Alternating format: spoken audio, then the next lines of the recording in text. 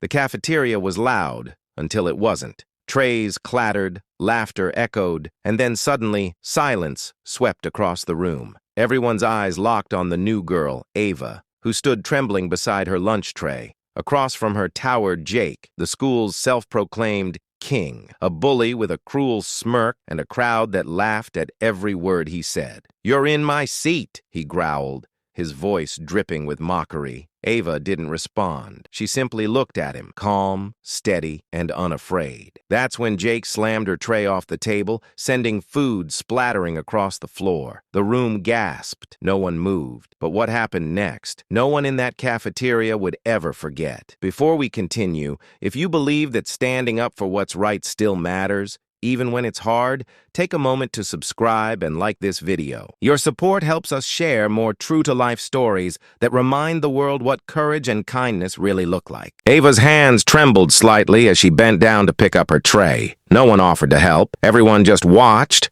afraid to draw Jake's attention. He laughed, loud and cruel. "Guess you didn't hear me, new girl," he sneered. "In this school, you follow my rules." Ava looked up at him, her voice calm but firm. "I didn't know kindness needed rules." The cafeteria went silent again. No one talked back to Jake, ever. His smirk faded into a scowl. "You think you're funny?" he barked, stepping closer. His shadow loomed over her. Ava didn't flinch. She had seen far worse. Jake's friends circled around, egging him on. "Show her who's boss, man!" one shouted. But before he could react, the sound of boots echoed from behind. Heavy, steady, controlled. Everyone turned. A man in military uniform stood at the entrance. Broad-shouldered, calm-eyed, radiating quiet strength. It was Ava's older brother, Luke, just back from Marine deployment. He had come to surprise her for lunch. What he walked into, though, was something entirely different. Luke's eyes locked on the mess, then on Jake towering over his sister. He didn't yell. He didn't move fast. He just walked forward,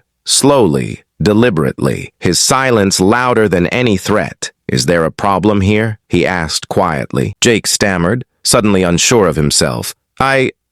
She broke the rules." Luke tilted his head, eyes narrowing. "Rules?" His tone stayed even, but it carried the weight of command. "In my world, the only rule is respect. You might want to learn that before life teaches it the hard way." The cafeteria was dead still. Jake tried to laugh it off, but the sound died in his throat. Then, foolishly, he shoved Ava's chair again, just to prove he wasn't scared. That's when Luke stepped in. With a single movement, controlled and swift, he caught Jake's wrist mid-air, turned it, and pinned him gently but firmly against the table. No punches, no shouting, just precision. "You don't get to hurt people to feel strong," Luke said, "because real strength doesn't look like this." Jake's friends froze. No one spoke. Luke released him, and Jake stumbled back, red-faced, humiliated, not by violence, but by being exposed. Ava stood tall now, her fear gone. Luke placed a hand on her shoulder. "You okay, kiddo?" She nodded, tears glinting but steady. "Yeah, I'm okay." And for the first time, the cafeteria clapped, not because someone won a fight, but because someone finally showed what real courage looks like. That day, something shifted in that cafeteria. Jake didn't become a different person overnight, but he never bullied anyone again. In fact, weeks later, he was seen quietly helping another student pick up fallen books in the hallway. Maybe it was guilt, maybe it was respect, or maybe, for the first time,